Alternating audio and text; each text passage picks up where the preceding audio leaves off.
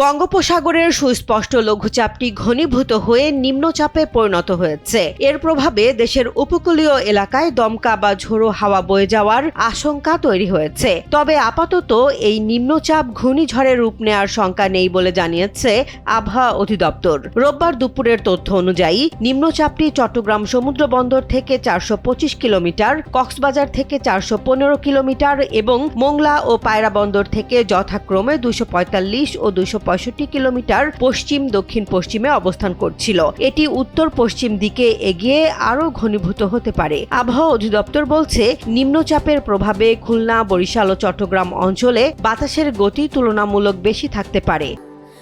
Sandalina so, রূপচর্চায় আভিজাত্য।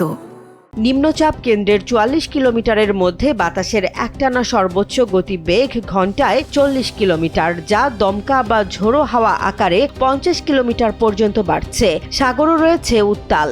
এই পরিস্থিতিতে চট্টগ্রাম, কক্সবাজার, মোংলা ও পায়রা সমুদ্র বন্দরকে 3 নম্বর স্থানীয় সতর্ক সংকেত দেখিয়ে যেতে বলা হয়েছে। পাশাপাশি পরবর্তী নির্দেশ না দেয়া পর্যন্ত উত্তর বঙ্গোপসাগরে থাকা মাছ ধরার সব নৌকা ও ট্রলারকে দ্রুত নিরাপদ আশ্রয়ে যেতে বলা হয়েছে। আবহাওয়া অধিদপ্তরের পূর্বাভাস অনুযায়ী নিম্নচাপটি গভীর নিম্নচাপে রূপ নিতে পারে এবং সোমবার সন্ধ্যা বা রাতের মধ্যে ভারতের ওড়িশা উপকূল অতিক্রম করার সম্ভাবনা রয়েছে। তবে এর প্রভাবে বাংলাদেশের উপকূলীয় এলাকায় বাতাস ও বৃষ্টির পরিস্থিতি আরও পরিবর্তিত হতে পারে। তাই সমুদ্রগামী নৌযান ও উপকূলবাসীকে সতর্ক থাকার পরামর্শ দেওয়া হয়েছে।